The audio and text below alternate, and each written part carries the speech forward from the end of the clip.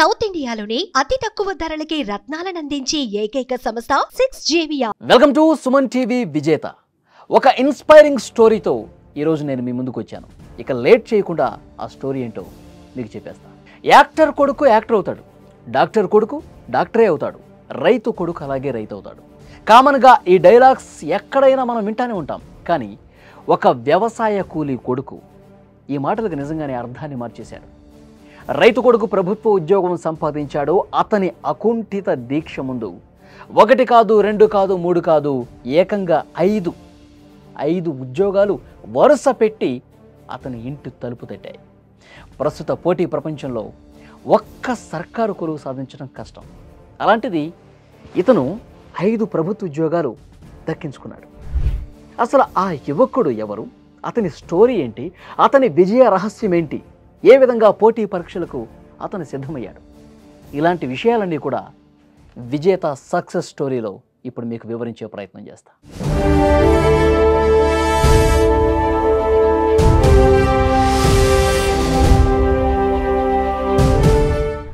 ఒకటి 2 2 3 4 5 ఏంటి కార్పొరేట్ విద్యా సంస్థలు సాధించిన ర్యాంకుల గురించి చెప్తున్నా అనుకుంటున్నారా? అదేం కాదండి. ఒక రైతు బిడ్డ పట్టుదలతో చదివి సంపాదించిన ప్రభుత్వ ఉద్యోగాలు. చదువుకునే ప్రతి విద్యార్థి ప్రభుత్వ ఉద్యోగం కోసం ఎన్ని రకాలుగా ప్రయత్నం చేస్తాడో మనం ప్రత్యేకంగా చెప్పాల్సిన పనిలే. ఎన్నో రకాల కోచింగ్స్ తీసుకుని రాత్రనక పగలనక కష్టపడి చదివిన ప్రభుత్వ ఉద్యోగాలు సాధించని ఎంతోమంది యువత ఉన్నారు వాళ్ళ. అలాంటిది సామాన్య రైతు కుటుంబంలో పుట్టి 5 ప్రభుత్వ ఉద్యోగాలు దక్కించుకొని అందరి చేత శభాష్ అనిపించుకుంటున్నాడు ఆ యువకుడు. అయితే ఇతని పూర్తి డీటెయిల్స్ మీకు వివరిస్తాను. కామారెడ్డి జిల్లా గాంధారిలోని జువ్వాడిలో నివాసం ఉంటున్న భూమవ్వ రాజయ్యల కుమారుడు రవికుమార్. వీరిది మొదటి నుంచి వ్యవసాయ కుటుంబమే. తమకున్న ఒక చిన్న పొలంలో వ్యవసాయం చేసుకుంటూ వ్యవసాయ కూలీగా పనులు చేసుకుంటూ రవికుమార్ని బాగా చదివించారు. చిన్నప్పటి నుంచి తన తల్లిదండ్రులు పడుతున్న కష్టాలు చూసి ఆవేదన చెందేవాడు. కష్టపడి చదువుతూ మంచి ర్యాంకులు సంపాదించాలని చెప్పి కలలు కన్నాడు. దాన్ని నిజం చేసుకునే దాంట్లో భాగంగా కష్టపడి చదివి అన్నట్టుగానే మంచి ర్యాంక్స్ సంపాదించాడు. తన కోసం కష్టపడుతున్న అమ్మా నాన్నల కష్టం వృధా అవ్వకూడదు, ఎప్పటికైనా నేను ప్రభుత్వ ఉద్యోగం సంపాదించాలి అని చాలా కష్టపడ్డాడు. రాత్రులు 1 గంట 2 గంటల వరకు కొవ్వొత్తుల సాయంతో, దీపం సాయంతో అతను చదువుకున్నాడు. 10వ తరగతి ఇంటర్మీడియట్ ఇంజనీరింగ్లో 80% పైగా మార్కులతో మంచి ప్రతిభ కనబరిచాడు. ఉన్నత చదువు కోసం హైదరాబాద్కు వచ్చాడు. ఆర్థిక పరిస్థితుల కారణంగా ఎక్కడ కూడా కోచింగ్కి వెళ్ళాల. రామ్నగర్లో ఒక చిన్న గది తీసుకుని ఆ గదిని ఒక గ్రంథాలయంగా మార్చేసుకున్నాడు. అలా కష్టపడి చదువుతూ 2018లో ఫుడ్ కార్పొరేషన్ ఆఫ్ ఇండియాలో గ్రేడ్ 3 ఉద్యోగానికి సెలెక్ట్ అయ్యాడు. ఆ ఉద్యోగం అతనికి తృప్తినివ్వాల.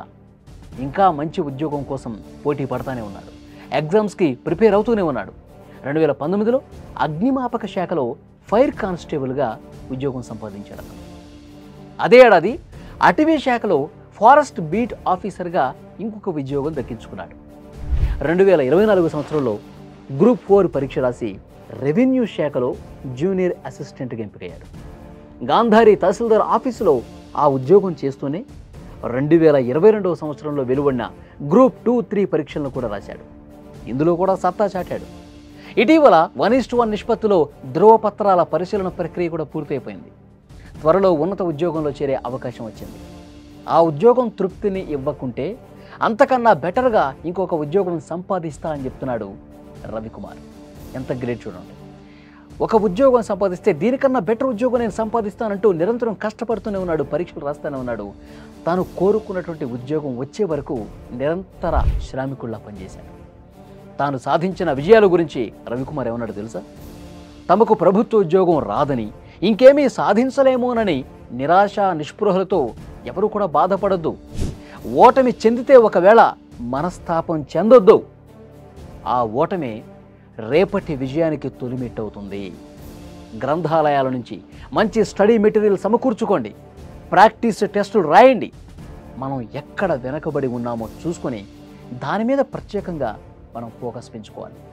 న్యూస్ పేపర్స్ చదువుకోవాలి. కరెంట్ అఫైర్స్ని ప్రిపేర్ చేసుకోవాలి.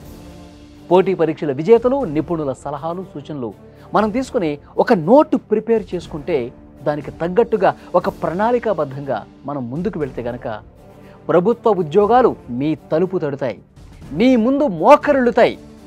1 కాదు 2 కాదు, ఈ విధంగా 5 ప్రభుత్వ ఉద్యోగాలు మన ఇంటి ముందు మోకరిల్లే పరిస్థితి ఉంటుంది. ఇది అతని సక్సెస్ స్టోరీ.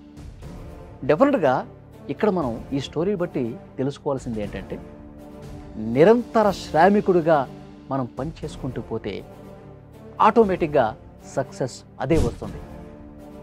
మనం ఒక ప్రణాళిక వేసుకోవాలి.